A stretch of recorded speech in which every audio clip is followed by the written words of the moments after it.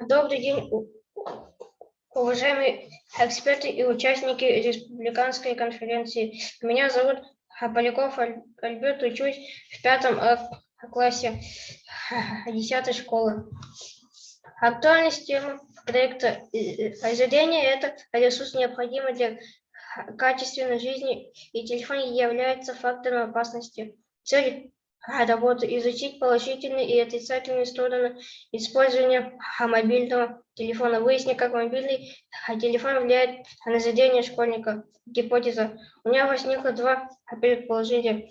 Телефон – это друг, если соблюдать правила безопасного пользования телефоном, и телефон – это враг, если злоупотребляешь правилами пользования сотовым телефоном.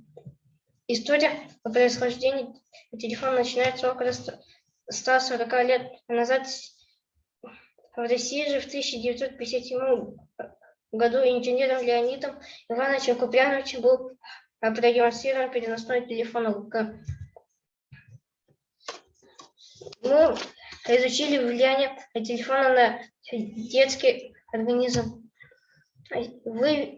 Сейчас вы видите положительные и отрицательные влияния телефона в жизни человека.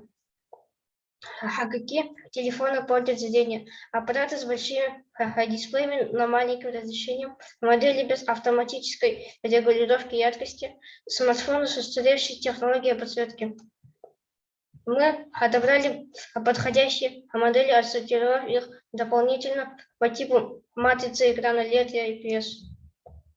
Результаты опроса одноклассников. У 100% одноклассников есть телефоны, 60% используют его для игр, прослушивания музыки и просмотра видео. По опросу телефон друг или враг, больше половины ответили, что телефон друг. Мы составили рекомендации для пользования телефоном в школе. Нами были сделаны следующие выводы. Сотовые телефоны необходимы в повседневной жизни.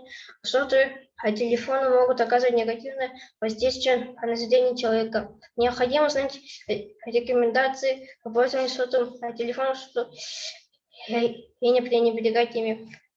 Подводя итог всему вышеизложенному, надо отметить, что мобильные телефоны могут оказывать негативное влияние на здоровье человека, особенно на зрение ребенка, но многие школьники не задумываются об этом в ходе исследования.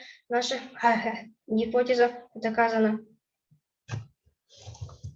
Спасибо за внимание.